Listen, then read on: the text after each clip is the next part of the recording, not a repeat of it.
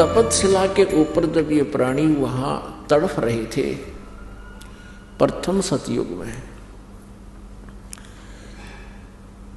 हाहाकार मची हुई थी। उस समय परमेश्वर पूर्ण ब्रह्म स्वयं अपने ही पुत्र जोगजीत का रूप धारण करके इस काल के 21 ब्रह्मांड के जुरिडिक्शन में प्रवेश किया और इसमें प्रवेश होने का एक ही रास्ता, एक ही गेट इसने छोड़ रखे हैं। ज्यों ही परमात्मा वहां आकर खड़े हुए उस तपतशिला के ऊपर, जहां पर 1 लाख मानव शरीरधारी प्राणियों को भूना जा रहा था, तड़पाया जा रहा था, परमेश्वर की वहां उपस्थिति से उन सभी प्राणियों को एकदम शांति होगी। तपतशिला ज्यों की त्यों सुलग रही है, लेकिन उसकी आंच, उसकी हीट उन प्राणियों को प्रभावित नहीं कर रही है। जब वो प्रभावित नहीं हो रहे हैं, उनको कोई पीड़ा नहीं है, तो एकदम वो सब बैठ गए और सामने क्या देखते हैं? एक चांद सा चेहरा, वो परमेश्वर खड़े हैं।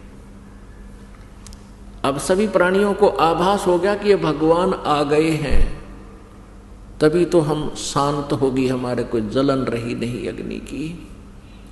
सभी ने करबद्ध होकर कहा, हे प्रभु, हम ये कौन से पाप का दंड भोग रहे हैं?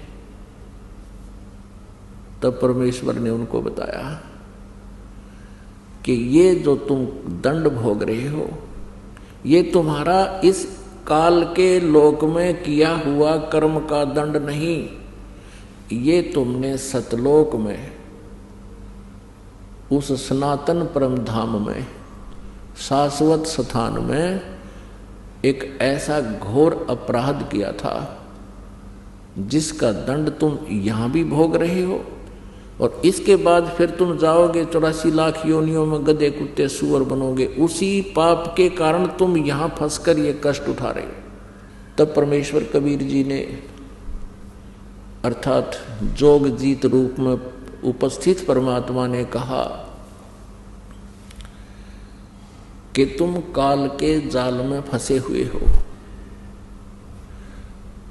उन सभी आत्माओं को परमात्मा कबीर जी ने सृष्टि रचना सुनाई और जो हमने अपराध किया था वो याद दिलाया, अपनी शक्ति से, अपने आशीर्वाद से उनको दिव्य दृष्टि प्रदान की और पिछले जो भी सचखंड में उन्हें गलती की थी वो as a film, as a trailer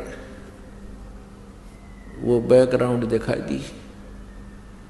सभी ने अपनी गलती को स्वीकारा और कान पकड़ा, हाथ जोड़े, हे प्रभु हमसे गलती बन गई, घोर अपराध किया हमने, और ये कष्ट जो हमें दिया जा रहा है ये भी कम है उस अपराध के प्रतिफल में। हे भगवान हमें बचा लो काल के जाल से, हमें यहाँ से ले चलो सतलोक में, या तो दुख ही दुख है।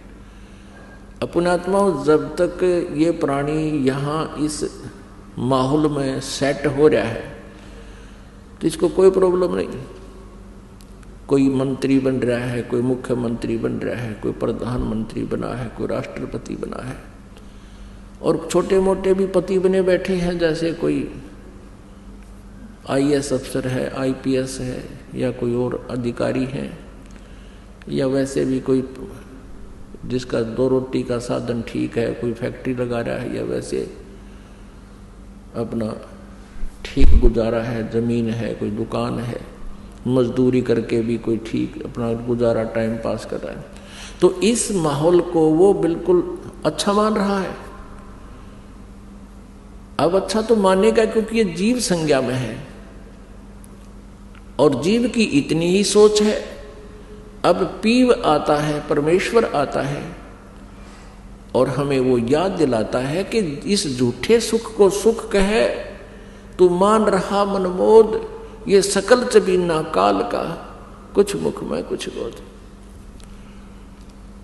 तो यहां तो परमात्मा कितना ज्ञान देते हैं, हमारा बहुत ही कम गले उतरता है।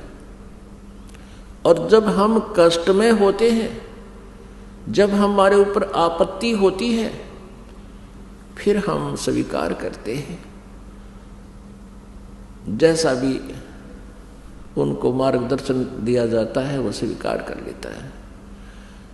अब जैसे कोई किसी देव की पूजा करता है